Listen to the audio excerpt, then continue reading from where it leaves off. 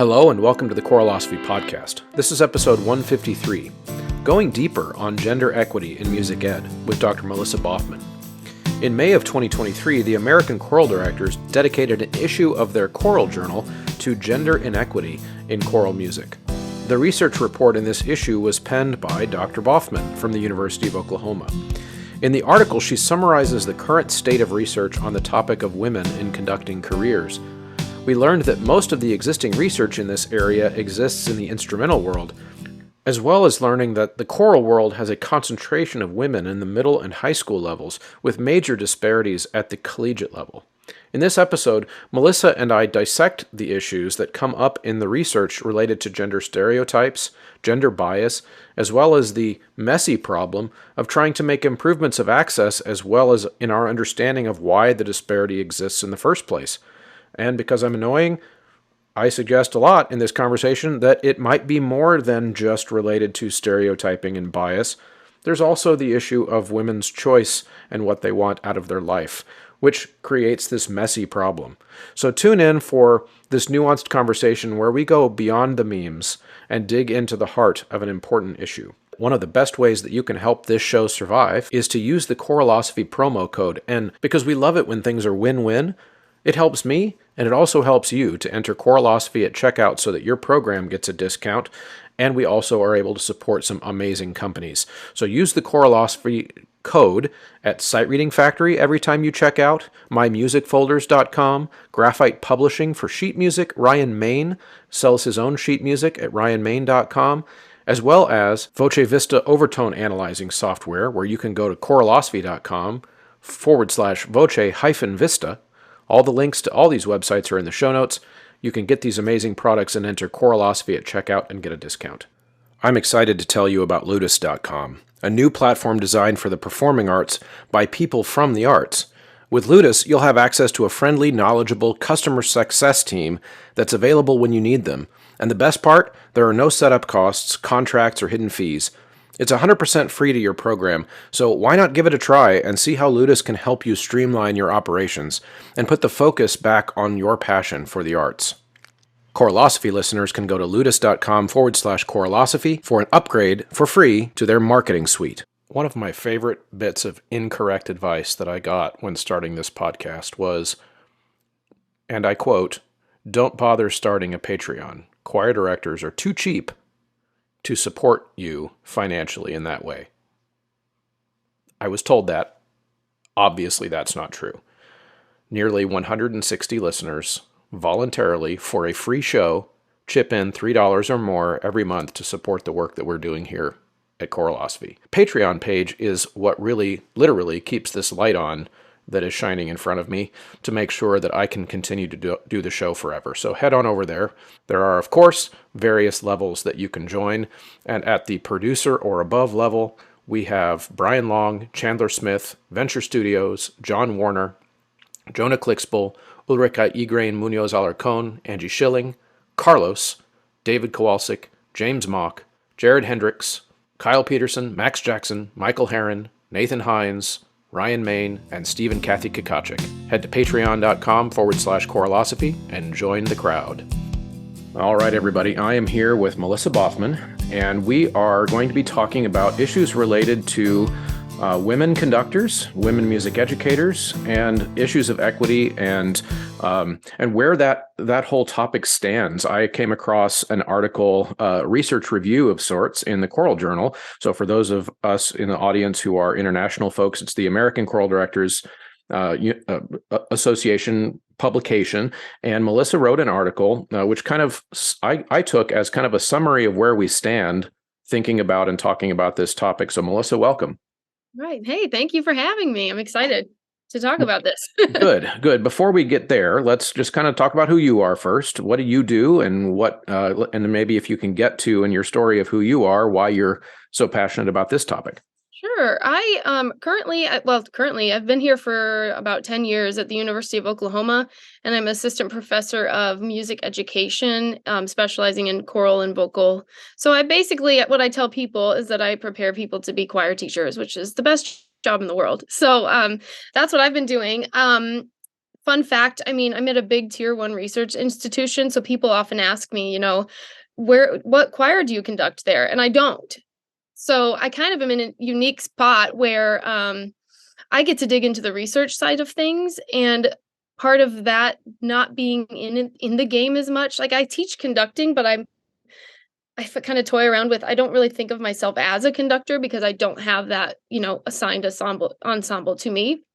So I feel a little bit safer sort of stepping out of the box and helping other people have a voice, which is why I've become passionate about this topic.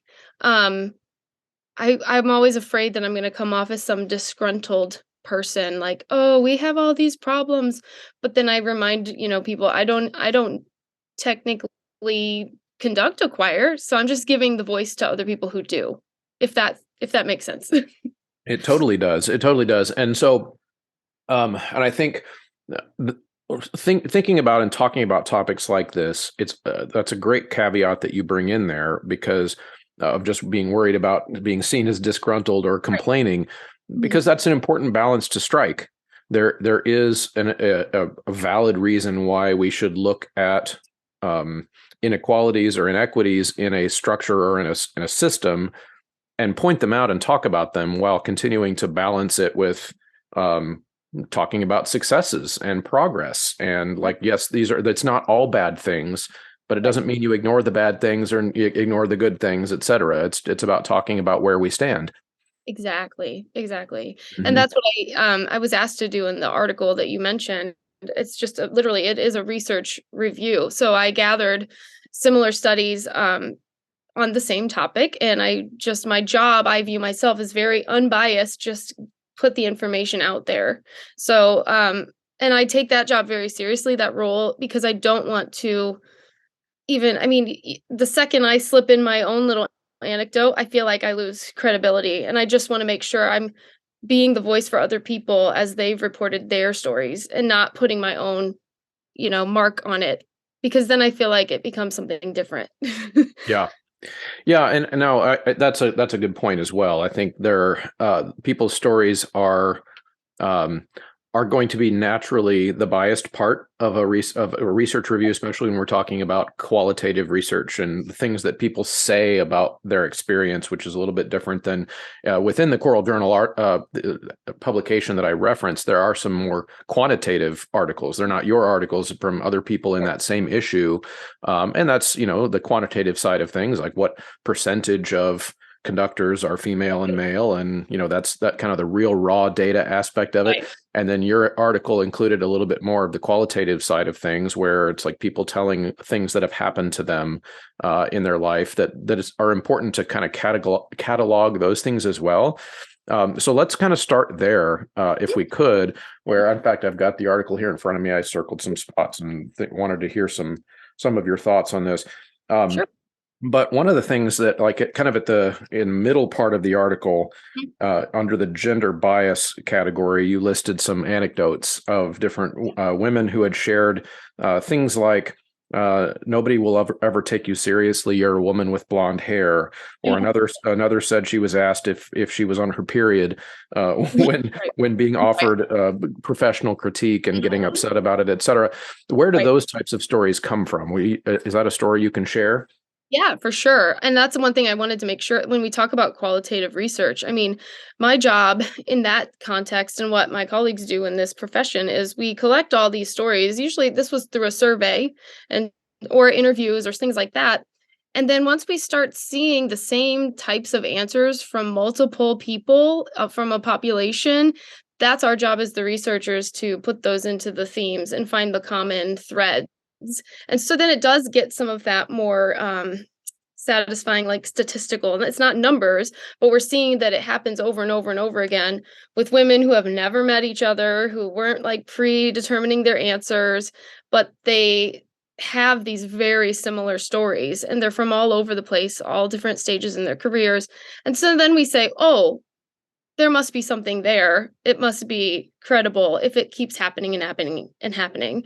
And so then my job, when I pull out the quotes, it's not just to get the things that are like interesting. I mean, they're interesting to read all of them, but I have pages and pages and pages of quotes from women with these things, and I have to just pick a few that will be good for the article.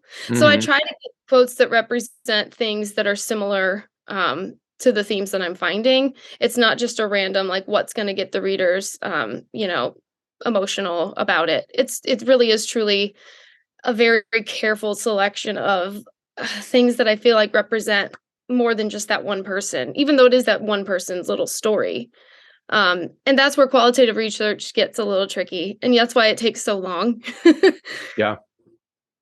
Yeah, but it has to um, really start to show a pattern before it can be useful in any kind of scientific context, if that Hmm. makes sense. Yep, for Yeah. sure. Yeah. Okay. So I've got another spot here I want to talk about. Actually, I think I'm just going to go from the beginning of the article. I circled a bunch of spots. This is going to be fun because I think the value of these types of conversations. First of all, I know that a good percentage of folks in our profession don't read the Choral Journal.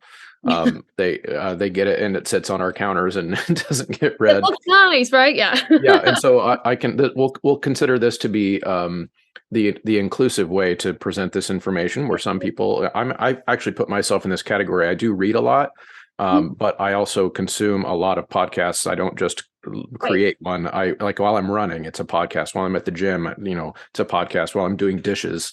I actually pretend to be macho at the gym and act like I'm listening to rap or heavy metal like all the other guys, but it's really just like the history of the English language or something Love nerdy it. in my ear. Um, so this is for the non-readers. This I think will be helpful. Yeah, it's great. Um, okay, so one of the first points I circled in the article was the assumption that there may be more women in choral conducting than in instrumental conducting, which is true in a sense, but that concentration of more women in the choral world is kind of in the middle school, high school levels, but not in the collegiate level. Let's talk about that a little bit because I think there's many layers to that issue. Um, Right. and my first thought is that there is going to be a mixture in my way of thinking of gender bias, other types of things that happen later in the article, with also a quite a bit of different distinction in lifestyle choice. And Right. and I know you're a mother, so let's start there Oh because yeah, that that's a big because that comes up later in the article too. So I yeah. see these things kind of as related. Mhm. There are some different job requirements, say for Right. example, to be a DCA at a university versus being a high school choir teacher, which is very conducive to motherhood and those types of things. How do we Right. parse that out of what's causing that inequity versus other things? Wouldn't I love to answer that so well? Right. That's the cycle that I keep going through, and I live it myself in a way too, Uh-huh. even though I said I'm not a choral conductor, I don't have an ensemble, but I still in academia, in higher ed, I should say academia, that's so pretentious sounding, Don't you hate but in that? higher ed, right, it's like I feel like it's not like a this or that, I feel like we're just constantly looping in a circle, and I don't and I'll say something, and then I'm, like, totally over here, and so I just feel like this is such a big spherical issue. So, I had all these women in my study even, and this is in a lot of the research, where it's sort of, we could be offered and go on and do collegiate level conducting, but they've made the choice not to, like you just said, and that Yeah. is an actual thing. But at the same time, we wanna see more women doing it. And so I don't know if that means, "Oh, but then you just have to choose if you're gonna be a mother or not." I mean, there's so many things, and that's when the issue becomes it's so individual based, but then when we're looking at it as a whole, we're hoping to have more women do these things. So maybe we need to do something to make that, I don't want to say barrier, but the things that are preventing us from being able to be mothers and feel comfortable then doing this at the collegiate level. Like, what's the issue? Why are we not? Is it just, I really don't want to like guess because it could be many different things. Yeah. Um, it's definitely happening. And so that's my thing. I know that it's happening and I don't know how to solve it for everyone because it's such an individual Right. issue. It's dependent. on what your spouse does for a living, where your Yeah. family is, there's so many, like, where is your support system? That was a big theme that came up too. And so there's so many reasons, which is why I'm like, I don't know how to answer the question because I don't know how we would solve that for everybody. But is there a way we could make it easier for us to want to pursue that? Those of us who are saying, "Oh, I'm really comfortable where I'm at. I don't want to do this," or "I want to wait till my kids are older and then maybe I'll jump in." Hmm. Thinking about really why, what is it that's keeping us from doing that? Yeah. Yeah, no, I agree with most of that. I think where I will probably be differing from a lot of people's opinions on this is when you said we'd like to see more women conducting at the college level. Mhm. My controversial take is that I don't, and it's not. And let me clarify that Right. because that's important. I Yep. want more women to be conducting at the college level if that's what they want. True. You know what I mean? So like, so I think like my way of thinking about stuff just in the world in general is that I think at the individual first and then I zoom out. Right. And there are different people who think more like a systems level where they think of the big picture first and then they try to zoom in. Right. And that's just the way I think. My natural inclination is to think about, like when I think about there's not enough women conducting choirs, then I start to immediately think about an individual woman with her individual choices, her individual things she has to balance in her life. I want her to be happy. Right. And that's what I want. And so if that means being a mother and not pursuing higher ed collegiate stuff, then if that's what makes her happy, then I want that for her. And then like you said, what are ways we could make it easier for her if she does want to pursue that? Then yes, I'm on that team also. But that's just kind of how I think about it in a little bit different of a way. I think as a woman, I'll just, I guess, speak for myself in this way. But a lot of it too has been, I want to say this carefully. I have to think about it. I just had about 15 different things come to mind when you were talking. That's good. So I had to like reel them in, make it make sense. Okay.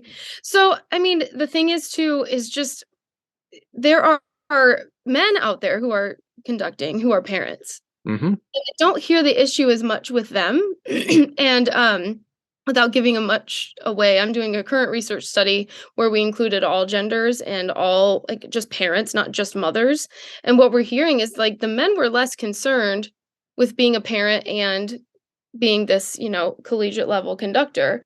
But the women, so something's happening still, I believe, with gender roles in the home and Of what women are course. expected to do. And so I think that's where it becomes this huge issue where it's like, okay, well, how do we fix that? We've been trying to do that for a long time. So the more awareness we can at least just bring, I feel like it might be helpful as well.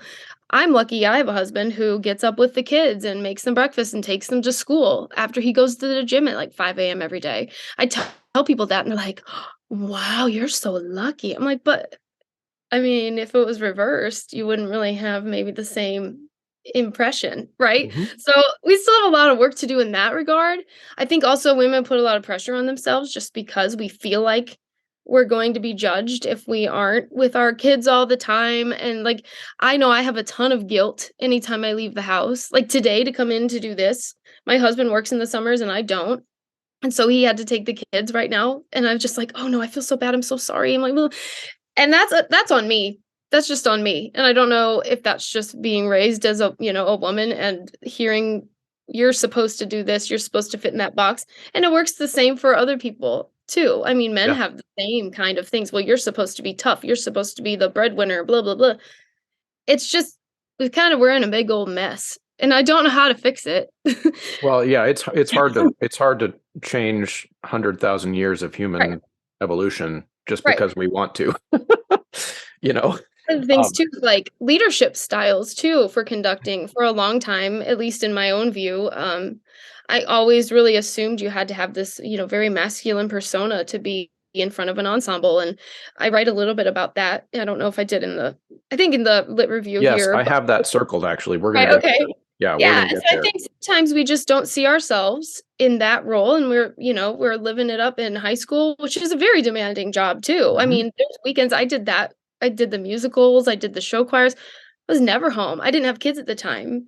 So I think that would be really difficult. Mhm. And so but still women are doing that. So I don't know if there's something that happens when we go to that collegiate level if there's like a persona issue. And people have written about that too. So there's just a lot to explore and a lot of work to do. Yeah, I think, of course, the big difference between that leap from high school, middle school to higher ed, one of the major barriers for someone of any gender is Right. the doctoral degree. Like, where do I want to pause my income for X number of years in order to do that? And so your story, I'm going to take that and kind of contrast it, or really just add to it with my story. My wife and I would be totally lying if I said that my wife has not had her own internal conflict about being a mother, lost opportunities to pursue a career, those types of things. But at the same time, having to make the choices that ultimately she feels like at any given moment have the most benefit versus, with the, I guess, acknowledging the reality that not everybody gets to have everything that they want. Like that's just part of Mhm. being a human on the planet. And so I frequently joke that my wife staying home with our kids during the day it was the most expensive luxury that we've ever been able to buy, Mhm. because she could have a job and have an income and we would be way more financially well off. And she ultimately made the decision that being home with the kids was part of her, something that would make her happier in the long run. And so the way I think about these types of gender role things is actually very similar to how I think about women in conducting. I think about, like, if it's what makes you happy, then that's what you should do, and you should not worry about whether or not it plays into a grander narrative. So, Sure. for example, I think if a married couple wants to have more traditional gender roles and that makes them happy, it works for them, I'm not going to criticize them. If they want to have it be totally flipped and do the whole stay-at-home dad and the professional mom, and that's awesome. Ultimately, it's an individual decision. That's kind of how I think about it. Right. And then the question that I come up with when I hear that is just, if what are the women who think that won't make them happy? I want to know why that won't make them happy. Which That's part? my Pursuing the question. career? So yeah, they're like, well, I know I'm capable. Maybe they don't feel the confidence either in being able to go to that next level, whatever that is, collegiate conducting. But then they think, oh, but I don't think I can handle that, or that I don't think that I'll be happy because, and then fill in the blank. That would be, as a researcher, I would want to ask that specific question. I think that's a really good question. I think Hmm. I've tried to ask that in a roundabout way. But if we find that a lot of the women are saying, well, it's because, I feel like I just don't see myself in that role because there aren't enough other women out there doing it. So it just doesn't seem like I would fit in. So what is that missing piece? What's not making them happy? Are they required to do, all these extra hours? Is there a way to work around that where you could do it during the school hours? Like, Hmm. what is that? And also, you made a great point about the DMA or getting a PhD or doctoral degree. I mean, that's for anybody a huge in this economy. Like, Yeah. Right. that's a huge thing to be able to do with a lot of challenges.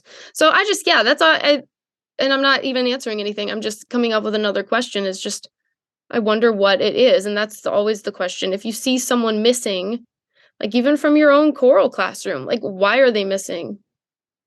That's the question I always wanna ask. So, that's Yeah. why I see in these numbers with, the number of women conductors at the collegiate level has dropped to, like, 25% since 2006. It was, like, 30 something. That was in the other Choral Journal article, same Oh, issue. yeah. I read that. Hmm. And I'm like, "Oh, no." And so the question is just, okay, so they're missing, but why? And then that's what I wanna explore. Yeah, I'm right there with you in terms of wanting to know why. And I think um, for example, one of the whys that I would be suspicious that we would hear Mhm. is that not everybody thinks of moving to the collegiate level. I'm doing air quotes. I know. Moving to the collegiate level as moving up. Right. Not everybody thinks of it that way. In fact, there are many of us who would prefer that we not think of it that way, because it depends again on what you want out of your career and out of your life. Yep. Um, so, for example, um, if I um, if I have no desire to get a DMA and teach at the college level, then then I shouldn't be counted in the category of people who failed to achieve that. Right. You know what I mean? And so Definitely. so there's that part of it. I know, and I don't want to speak for my wife, but in her case, it's also some of that why is that not everyone thinks of a career at all as Mhm. being a greater than motherhood. Yeah. Some people think of that as like that is the thing they want to be, and being a choir teacher or whatever else it is, a music teacher is something that they will do if they can fit it in to their higher priority, which is being Right. a mother. And Mhm. so there's, I think that when we're looking at these types of statistics, that's where my challenge comes in when I think about stuff like this is not assuming, and I know you're doing this with you're asking these questions with the surveys, but not assuming that everybody has the same goal in the first place. Um, True. that's where we get into like when we're thinking about data, we think about, I don't know if you're familiar with the base rate fallacy, the concept of kind of assuming like when we throw all this data into a pool and we're Mhm. assuming that the underlying things behind that data are the same for everybody. And then we start to make bad conclusions from looking at that data. I think sometimes that's why qualitative research is so hard. It's like Mhm. you can figure out what they answer in the survey, but it's Right. really hard. But it's really hard to figure out like what happened in their life to lead them to that answer, et cetera. True, true, Thoughts about true. that? I mean, the one thing that sticks out is just, do we ask men these same questions? So Mm, is there a world where we're saying, well, but fatherhood is so important to this man? It's not the same. We don't ask them. We don't ever assume that a absolutely. man's here just to be a father. Isn't that, it just sounds even weird just for me to say that. And so I think that's another underlying big issue. And I'm just like stirring up a can of worms here for you. No, Sorry. this That's is the what we thing do as a here. woman. I'm just like, ah. So we wouldn't, I mean, men just have it a little bit different, I would say. We still, and there's that underlying guilt again. Like, oh no, I'm one of those women. I'm not thinking about, I love my kids, but I wasn't like, oh, I've got to be a mom. Oh, I've got, And I'm that's okay. right. And it That's is okay. okay. But isn't it funny that someone has to tell me, oh, but that's okay? We wouldn't say that to a man, you know? And so Right. we've got these things. And I'm not saying, I mean, I've done the same thing. They're so ingrained. And when I talk about in the article about those like subtle biases we carry, that's one of them. I mean, I do it to myself all the time. Like today, I'm like, oh, I got to do my hair and makeup and put on jewelry for this podcast because I'm a woman, right? Like, how dare if I could imagine if I didn't put on a mascara to be on this like recording today. Like, and I just thinking all these things we do where our lives are just a little bit different in a way. And I'm not saying it's just man or woman, it's everybody. I mean, there's all kinds of people in this world. And I think we just all come with our own different I don't know, expectations for ourselves, but where do those expectations come from is always my Yeah. question. Yeah, I always think, yeah, I think of that a lot too, and I think about the answer to that question is also not going to be very satisfying for people because I think Yeah. it's the answer is that it's complicated. It comes from lots of different things, Right. all the way to tradition, but Mhm. also biology, Mhm. and also socialization, and also 100,000 years of evolution, and there's so it's a very complicated picture. And I would just say too that you're right to say that there are certain things women will be expected to do socially, but that's also true for men. So, True. for example, there are certain questions you wouldn't ask of a woman, you wouldn't ask of a man. But then I would say my own personal experience is that that a lot of these things are damaging to the psyche of a man as well, in the sense that, like most of us, many men, there's of course whole segments of the internet dedicated to people, men Right. talking about this kind of stuff, of Yeah. where like the pressure for me, for example, to feel my entire sense of value coming from my Mhm. ability to provide for my family, Right. and that is uh, that it has a lot to do with, of course, those gender roles that we talked about. I can tell you that in some ways for me that's good, in some ways that's negative. Oh, It's complicated. I do yeah. derive a great sense of pride from walking through Costco Yes. and being able to load up the cart of things my kids enjoy and that my wife enjoys, and knowing that I was able to provide that for them. Like there, Right. and I don't think there's anything wrong with that. No. It's where it starts to constrict us away from our authentic selves that it becomes a problem. Yes, I think, yeah, and I know I'm focusing on women here, but my goodness, men have it. I'm not saying men don't have it rough as well. So I mean, I totally agree with that, and I think, that's where men can come in and be, allies, and it's like, don't accept the fact that you have to be some, like, tough guy persona all the time. Male choral conductors or men choral conductors are some of the most expressive, vulnerable, emotional, beautiful people in the world. And I love that because they're breaking that mold of like, oh, I must be tough guy, blah, blah, no emotions, blah, blah, blah, never cry, boys don't cry. Yes. And so the more they can do the work too, that helps everybody, I think, on Mm-hmm. both sides. No, And absolutely. I Yeah, yeah you're right. the mother of boys. I mean, I mean, God forbid my son loves to wear pink, and it's just these things that are just so silly. And yeah, it's very, very, very harmful to young boys, men, all of these things we place. And I think we have a lot of violence in the world because of that as well. So Yeah, it manifests itself in a little different way. Um, and so, yeah, I mean, yeah. it's a huge topic. Yeah, you're right, and it is all kind of tangentially related to any type of conversation about workplace balances of demographics or really any kind. Is that it's almost never, and I'm trying to qualify my statement here as best I can. I feel like it's almost never as simple as one cause to these types of problems. So, but it's very sexy in an article or in Right. or more.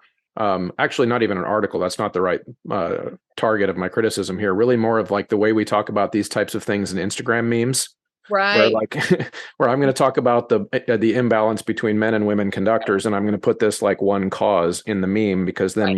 you're gonna get a lot of likes and Sure. whatever. And, Mhm. and it's almost never just that one thing. So it's like we're kind of going back into the article now where are there stereotypes for women in the workplace? Absolutely. Yeah. Are there preloaded biases for women in the workplace? Absolutely.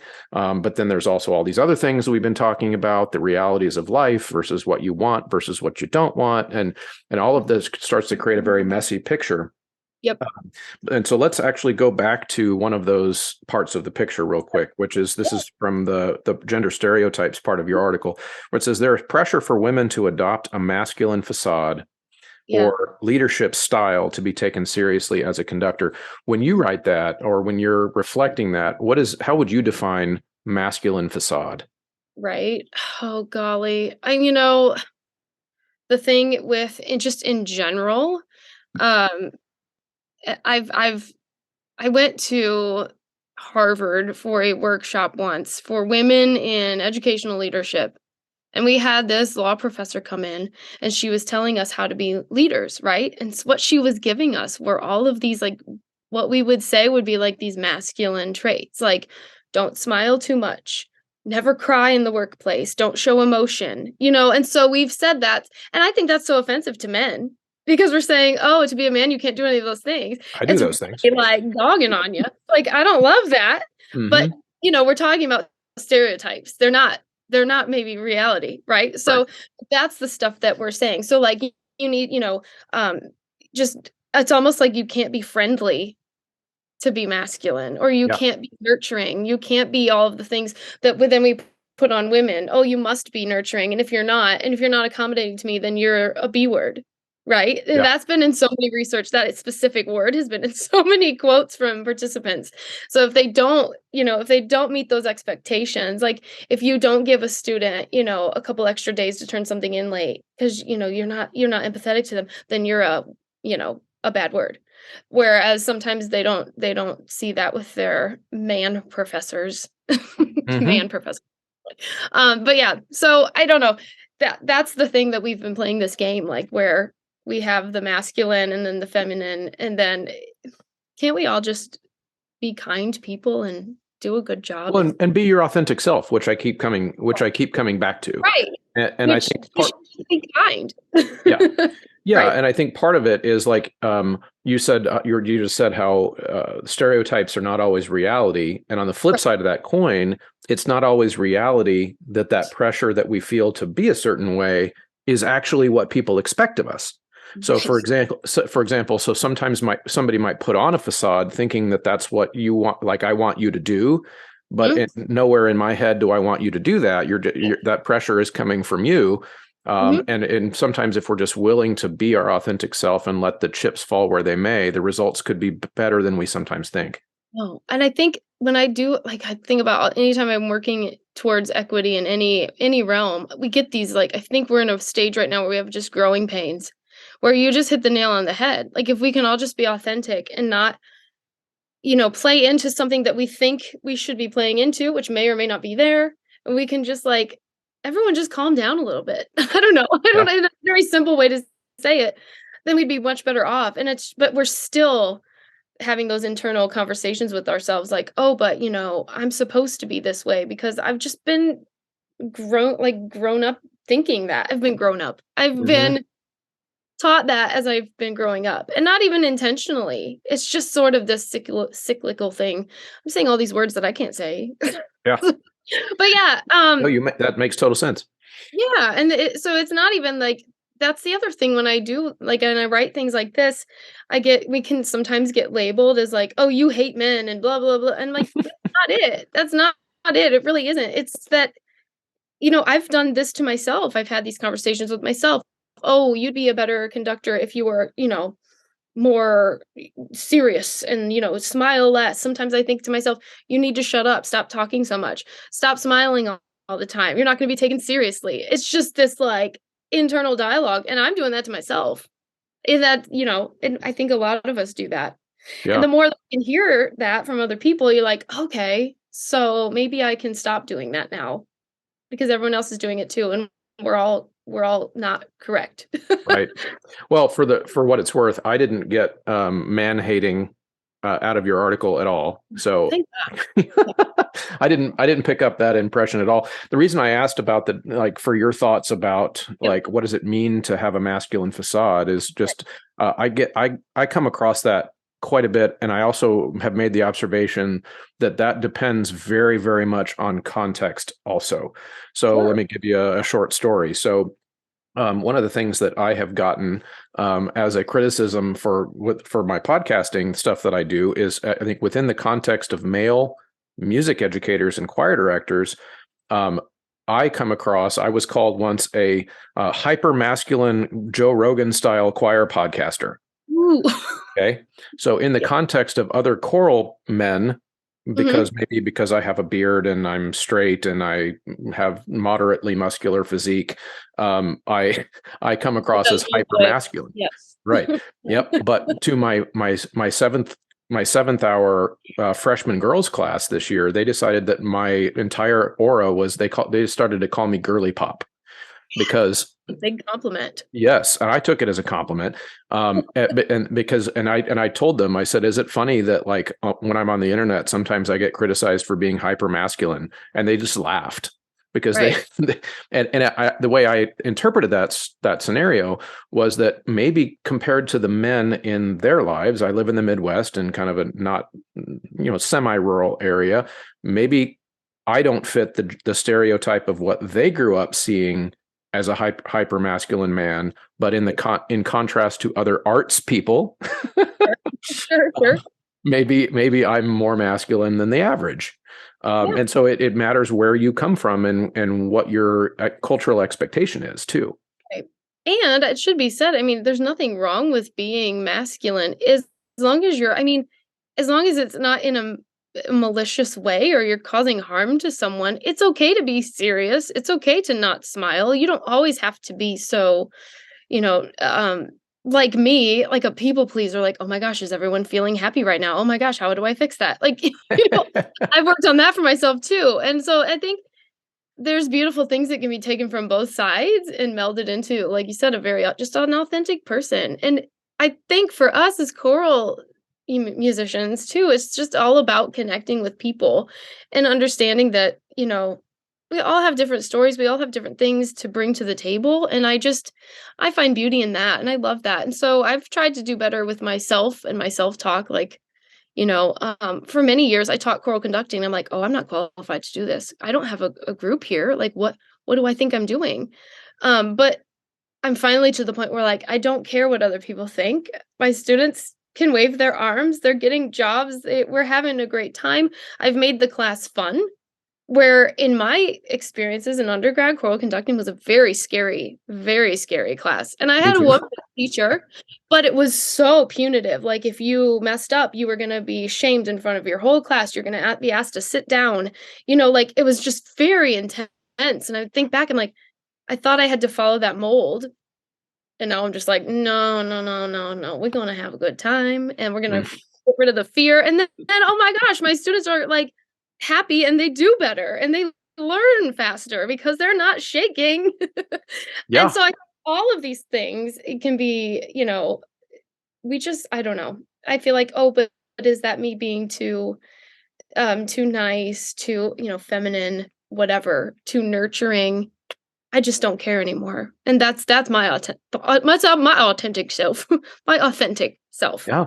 No, I was about to say the exact same thing. It's like, it just sounds like you being you. And if Right. the results of the outcomes for the kids academically is Right. what's best for them, in other words, they're learning and you can demonstrate that they're learning, they're getting better, they're having positive outcomes, then ultimately, I mean, that's kind of a broader thing, like education in general should Right. just be Right. that way. You're focused on their outcomes.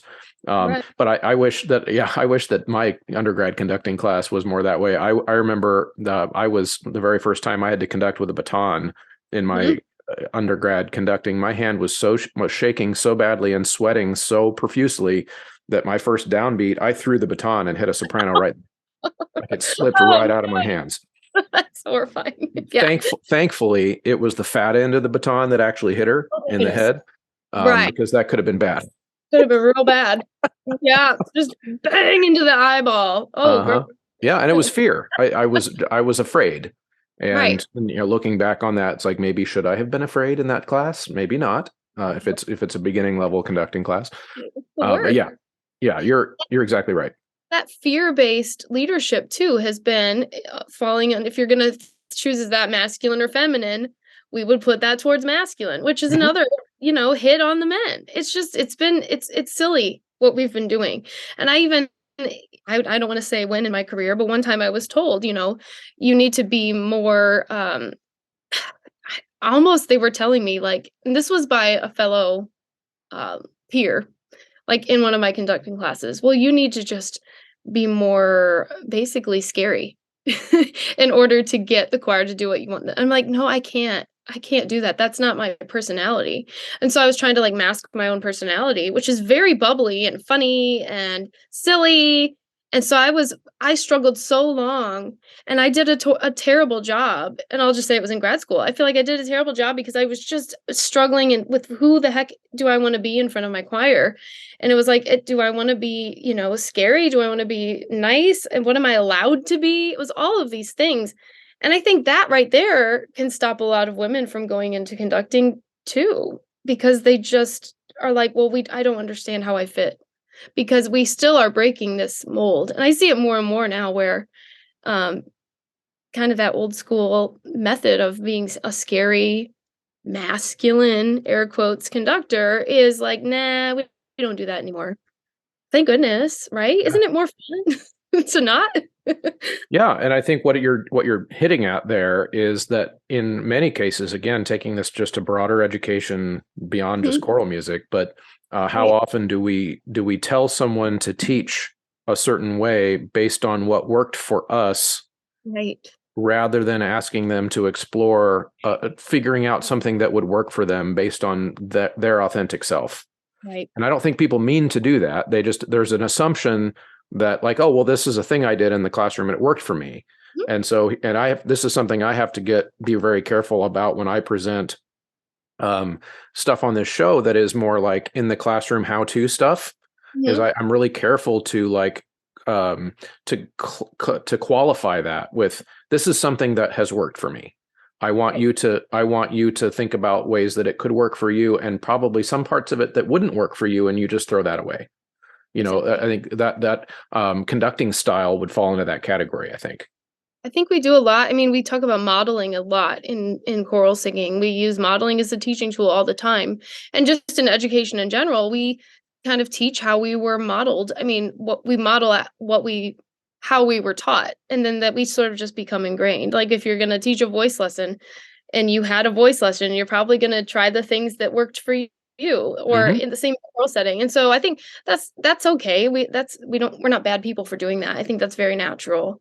And so then exploring beyond that is where it gets more fun. Mm-hmm. And you're going to get less burnt out if you find new ways to approach things. I think that, and you get to be more creative too.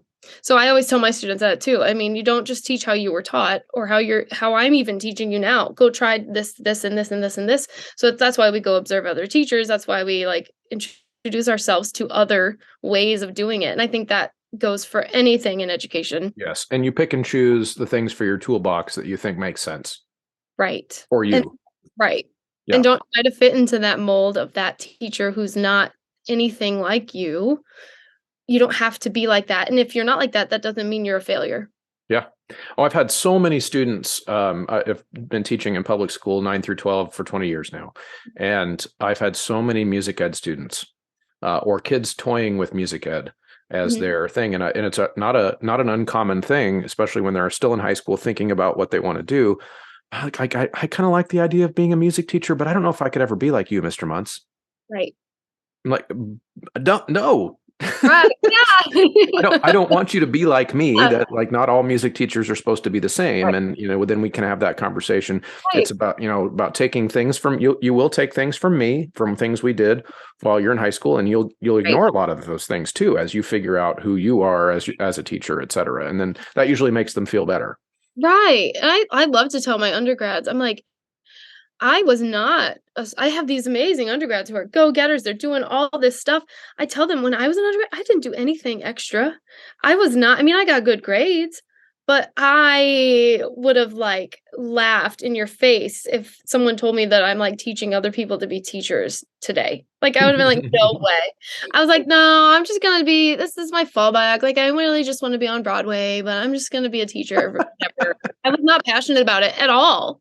I think I was probably a terrible student in that regard. But now they're like, no way, no way.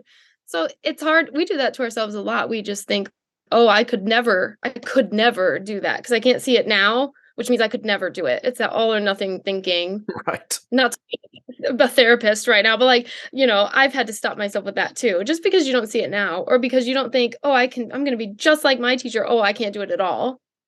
We have to give ourselves time to grow and think, well, future Melissa will be ready for that. Maybe she's not right now and I can't see it. That doesn't mean it's not going to be okay. And Yeah. I just think that mentorship aspect too, if more of us can talk to our young students, it going back to, the gender roles and having more women in the profession, if we can mentor each other, and mentors can be anybody, and just say, hey, you might not see it now, but that doesn't mean you can't do it. I mean, that's just a big thing. Yeah. I Uh-huh. think we're so good at talking ourselves out of things. I think as women, we're so Hmm. good at saying, "Oh, I probably shouldn't apply for that. I don't think I'll be good enough." But really, they're probably the best person, but they didn't even put their name in the hat to be drawn. And Hmm. that's something that I've seen in research as well. And yeah, and that's Yeah. just Yeah, no, that is a really big aspect of it too. I agree. Okay, I've got two more of these little circled moments in the article I want to make sure we get to. all right. So I think where I'll go next is there was a part of the article where it says gender bias may also be a factor when considering the types of ensembles women and men are asked to conduct. Institutions with both men and women on the staff, over half of the women were conductors of the women-only choirs. And so my first reaction to thinking about that is kind of like the theme of most of my reactions is thinking, well, that's also kind of a complicated thing. It is. I think to how many of the female colleagues that I have in my sphere over the course of my career that have expressed directly their Mhm. lack of feeling comfortable and lack of enjoying working with, in particular, young men's voices. Mhm. Things like, it's hard for me to demonstrate. It hurts. I feel Right. like I can't effectively communicate the sound to them. Right. But then, of course, there are also women who have masterful men's choirs. So, Like, so thoughts about that? How, like, that there yeah. might be multiple reasons why a woman might not want to stand in front of their school's men's choir, et cetera. That's one thing I struggle with a lot, and I was thinking about even as I drove here to record this because I've been it's been ingrained in my mind from the get-go that, "Oh, you could never possibly teach a male voice because you're not a male." Well, okay, I know modeling is it's a good teaching strategy, but you don't have to just, model in their octave for it to be effective. So, we need to stop. I feel like we should never tell someone they can't do something just because of this, or this. So I Right. think, because men teach women all the time, and a male head voice is not the same as a beautiful soprano voice, right? And I say that because I'm a soprano, I'm joking. But the, you know, but we don't really question that. But then we always, as a woman, I've always been told, or as someone with, a female larynx, that I can't teach someone with a male larynx. And it's just that to me, I'm like, watch me. Okay. So that's my personality where you tell me I can't do something that I'm not capable, I will be like, no, yeah, why not? Like, I don't buy into that just automatically. And so Yeah. I hear that a lot too. And I just, because there's so many males who teach treble choirs and mixed choirs. So what is it? I know the male voice changes and all of that, but I mean, I think women can also handle that. And I'm throwing around sex and gender like incorrectly right now, male versus because Yeah, I'm no, getting all I understand. I understand. I think so. Here's how I would respond to that. So I agree that you shouldn't tell people that they can't do something based on any type of immutable characteristic that they might have. However, I think it's also, sometimes when you say, "Here's a reason why this is harder," right, uh, there's some people here, I can't do that then. right. And I think that's where we make the mistake. So, for example, I think it should be, we should lean into the idea that, okay, there are some challenges that a female would face Right. demonstrating for an all male choir. Sure. Doesn't mean you can't do it. It Right. just means here are some challenges and here are some tools that you might want to use, professional development, that kind of thing. If that's the narrative, then I think we're in a better shape. So much better. And I mean, I've been told even recently, like, oh, I need to have a man. I have to hire a man because I have to have someone who can work with my boys. And that to me is really discouraging. And so there's so many other factors that go into being a good teacher and a good conductor rather than just being able to model in someone's octave. Hmm. That's where I'm just like, you can read the books, you can do I mean, females' voices change as well. So if you know vocal pedagogy and you know good teaching, you know good conducting and music and all of that, I mean, I don't know I don't know how vital it is that we can, you know, like I said, match their octave and model for them. If I can sing something so beautifully, that doesn't mean my students automatically take that and can do it too. There's so Right. much more that goes behind that. You're right. So Yeah, right. it's more than modeling. I would say modeling is crucial, but it's more than modeling. And I think it also depends on which age level you're talking about. So, for example, I will say, I guess this would be my pushback, Mhm. is that I can't even count on all of my limbs and appendages how many times I've walked into a middle school classroom Mhm. with a female teacher who's just been beating their head against the wall, Right. getting their boys to match pitch, and I do it in 5 minutes. Right. And that's where the tools come in and the professional development and the people like me who are trained as teachers, that's where we need to fill in those gaps with Right. the strategies that will work. Oh Right. yeah, and now, and I want to make sure that what that story that you or anyone listening doesn't misinterpret Right. that. Oh, for sure. I was not suggesting that those female teachers were just bad at it, or like that they didn't know what they were doing or didn't have enough tools. It's that by me demonstrating in the octave, and but not just the octave, with the full audible spectrum of overtones that a changing voice is not yet used to, like a changing male voice, they're not used to hearing that from themselves. Right. And even if a woman goes down into that octave to demonstrate, they're not producing that same level of resonance, and it's confusing for their ears. And I've lived that. I'll admit I've lived that, where I'm like, what octave are you in? Because it does. So yeah. Yeah. So just the value of bringing, like the value of having me come into their classroom is not because I'm super smart and I can just like wave my magic wand and they're just this poor, helpless female. That's not what I'm saying. It's just that like they can't produce that sound no matter what they do. They can't produce it. And sometimes those young boys do need to hear it. And then once they hear it, they're like, oh yeah, that's what that's supposed to sound like. And that's also, a representation thing for the young men singing. And that's another thing in our world where we start flipping these the other way. Then when you talk about who's in your choirs, we are missing the boys. Yes. And so we can just get ourselves in a whole hot mess when we talk about, gender, sex, anything in choir. I mean, it's just, we've got a lot of things going on. Yeah. I get that. In fact, when I got that criticism online of being a hypermasculine Joe Rogan style podcaster, it was actually in reference to an episode where I was talking about the like where are the equity conversations about missing boys in choir, right? And the criticism was, well, but we don't talk about lack of men in things. That's not what we talk about. I'm like, but the biggest gap of any type of demographic in our entire ecosystem by far is lack of males. Right.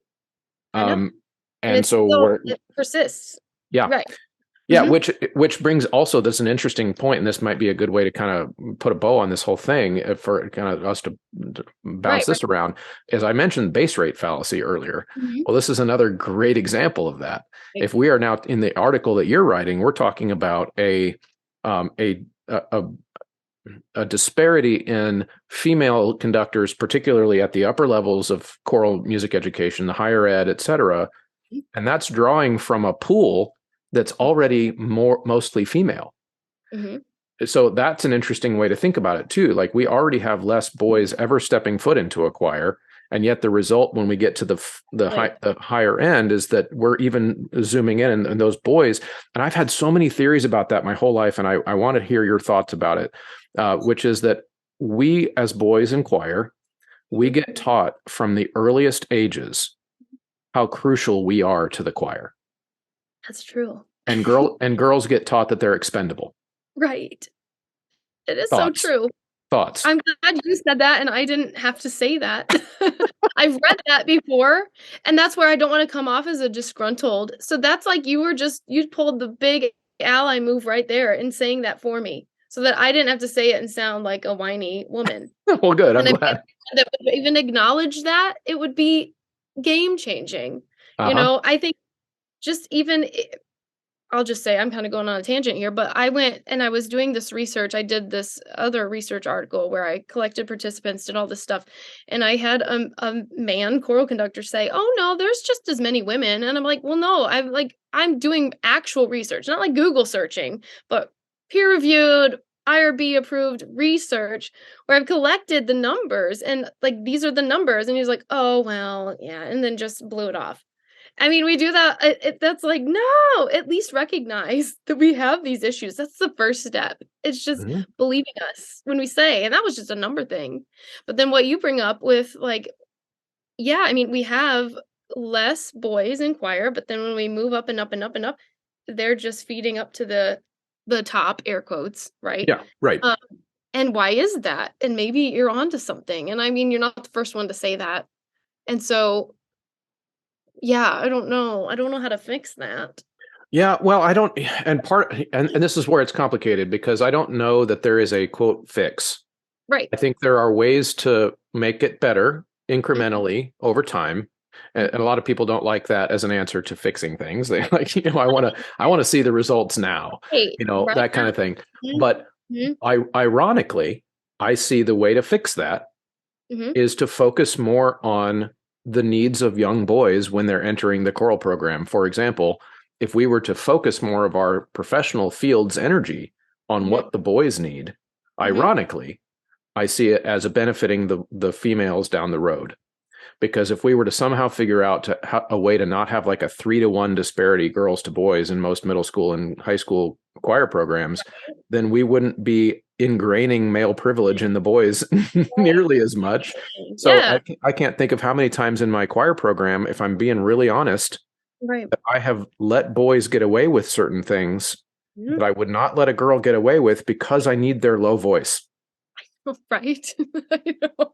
That's a thing. Yeah. Yeah, and And I'm they guilty. learn that. Mhm. Right. And I think I remember. I think this story might have come up with once before on my show, but I had my best friend in high school was a girl, Mhm. um, and we were best friends all the way through high school. And she made the top choir at Mhm. my high school for the very first time, not until senior year. Right. I made it in 10th grade. We Mhm. were the same age. Wow. Um, I made a comment at one point. I wasn't trying to be mean or dismissive, but I made a comment once about how not stressed out I was about the audition coming up for next year Yeah. because I just yeah, I got this in the bag. It's not that big of a deal. I don't know why everybody's so stressed. Yeah. And she just went off on me about how many voice lessons she had to take and Right. like all the different things that she had to do just to be considered at that level. And I've been in the group since 10th grade. Well, of course you don't feel like you're stressed about it. There's not enough boys and they need you. Right. And she just totally let me have it. And I remember now that I'm a choir director for a living, like I think about that moment all the time. Yeah. I talk to my students about that, about like are there realities here that we need certain voices and to fill spots in the choir to make it work? Yes, there are, Mhm. but we don't have to just ignore it and not talk about it. Like we're going to talk about how that affects our ecosystem. I think that's really a good way to look at that. The whole recruiting young men to sing will Hmm. actually help the women. I've never really thought about it like that. We always Hmm. think about it in reverse. Well, okay, so if you have all these amazing women, well, then create an advanced women or treble, we say treble ensemble, so that they have somewhere to sing. But then if they make that ensemble versus the top mixed, we've told ourselves, well, then they didn't make the top, so they're lesser than. Hmm. And so in one article I read once, they called it the choral leftovers. And so that's something we've imposed, just thinking if you're in the treble group versus the mixed group, you're somehow not as valuable or not as advanced or not as, and that we need to break that stereotype too. I think there's so much that is wrong with that. Yeah. A hierarchy. It's all singing. Good singing is good singing. And if you have awesome repertoire, you can do amazing things and people can have an amazing experience. So the fact that we're like ranking choirs is always been a weird, it doesn't sit right with me. Yeah. Yeah. I think I hear what you're saying. I think that um, there's some of that again comes back to the natural, and some of it is a way we like a mindset that we choose to approach it with. And I always think of like it's just way more complicated because I'm super annoying because that's my response to everything. It's just like it's complicated. Right. Because there are realities of what an SATB choir can do Mhm. that are related to the physics of sound Sure. that people enjoy, and there's the expansiveness of like how many I said this before, but the overtones that a male voice creates are Mhm. almost entirely within the hearing spectrum of a human. Right. A female singing above the staff, we can't hear most of her overtones. Right. And so there is like we get this like real sense of richness of the sound when we have all of those voices involved. And there's a reason why Mhm. SATB choir is like the pinnacle Sure, sure. of the art form. But that doesn't mean that it has to be the pinnacle in every context, especially in education. Like Right. when we're talking about school choirs where we can control some of those opportunities that we create for kids. Thoughts Yeah. about that? Big time. Well, I mean, and that's saying, a good choir is all on, I forget the word you just used, but like the sounds and the frequencies, and that's great. And but also a choir could be really outstanding if they're just, so emotionally expressive and things Hmm. like that I mean, there's just so many ways that we start judging the value of choral singing. And obviously we want them in tune and all of these things. But, I think, I don't know, I just hate being trapped in a box of thinking that really mixed is the best versus anybody else. Because then when you get a big, like a tenor bass choir going, people are like, wow. You get a treble choir going, they're like, oh, okay. And that's been That's in the cute. research where women have said, yeah, like, oh, but we're not as good because we don't have the full, all the colors of the voice. And I'm like, oh, but who says that's the right thing? Who says you have to have them all? I don't know. That's me just pushing back just to be a little stinker. No, So I hear you, and it's worth pushing back. The reason that I even brought that up was just because there are certain things that about music and about the way we interpret art of any kind that are kind of tied to the physical world, and not everything is just like a social construct that we oh, decided sure. to like. Right. Sure. It's a mixture of both. Yeah. And I mean, that's the thing women hear sometimes too, is that, oh, our voices are just too shrill. They're too high. They don't, and so those, high notes, they're not fun to listen to. And so, yeah, like as a society, I think there's some truth to that. We've always thought like, oh, the shrieking sopranos, the warbly sopranos, like, and so, and sometimes that's true, but it can be also done so beautifully. And I think, we're getting more and more composers who are writing music for SSA that isn't just about like cutesy little topics. Like they're powerful. Like I won't name names, but like there's some freaking awesome choral music that is kind of just in the subject matter and the voicings and like the sounds that women get to make. That's another way we can approach this too, is people keep writing that stuff for us. That's really exciting. We don't all have to just sing the little flowers and boys and love songs, and men don't have to just sing sea shanties and drinking what I mean? Yeah. Like, Yeah. yeah, Now we have on a that lot of things we could do. on that aspect, I have no pushback at all. I totally agree, because Mhm. that's the part of the equation that is very socially constructed. Right. It's what do we choose to sing about? That is Mhm. absolutely culture. There's no physics involved with that. That's Right. that's what we are choosing to talk about. We're choosing what subjects to dive into with our singers. I don't know if you're familiar with. Do you know a piece called Moon Goddess by Jocelyn Hagan? Yes. Yes. Oh my I God. Yeah, I couldn't sing it for you right now, but I know of her and I know of that title, and that's been recommended to me Yes. probably some people. We did that with our large kind of combined treble voice Yeah, choir 7 or 8 years ago, and it checks all those boxes that you and I both just talked about, which is it's not about love song, it's not about flowers, and it's right, right. that kind of thing, but it also she pulls their voices into a very voice dominant area where you do also get some of that overtone richness of a mixed voice choir, and so yeah, our ladies just, oh my goodness, they felt so powerful, and Yeah, I think that's really why it was exciting for everybody. that is exciting, and I think, I would challenge anyone who listens to this. If you say, "Hey, you're gonna hear a treble choir sing today," you get this picture in your mind or this sound in your mind of what that sounds like, and it's probably maybe you're thinking of something with a little bit of a weaker sound, something legato, something slow, something beautiful, pretty. Hmm. But when I think of that, I'm thinking like, you know, Earth Mother, like, like low, all of those things, those powerful things. So I've switched that in my own brain. Um, but we need to get that switch going just by more, people like you who are programming these things for women, giving them the opportunities to say, like, or to perform things that aren't, what we expect from a treble choir. Yeah. And that's fun. I love it.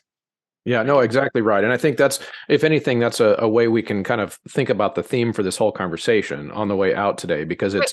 it's about challenging expectations, Right. recognizing that there are realities that we have to deal with all these things, but at the same time, it doesn't mean we have to sit there complacent and just deal with it as it is. Yeah, Yes. I'll give you the final word on that.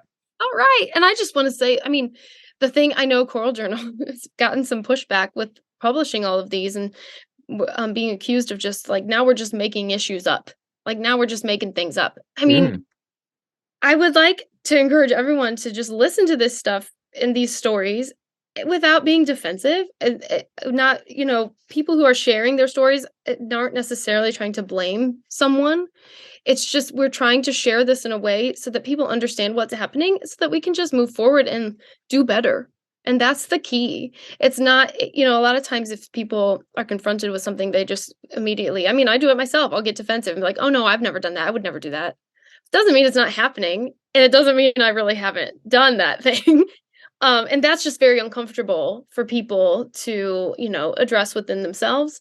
So the more we can just start doing that and just being like, hey, okay, I hear you. And let's just do better. yeah. And that's where it turns into a very positive thing for everybody involved, I think. That's very well said. Well, Melissa, thank you for your time. This has been really fun, and I Yeah. enjoy that. I enjoy the types of conversations where we can just banter ideas back and forth. It's really the best, most authentic conversation. I appreciate it. Thank you. It's a pleasure. Awesome.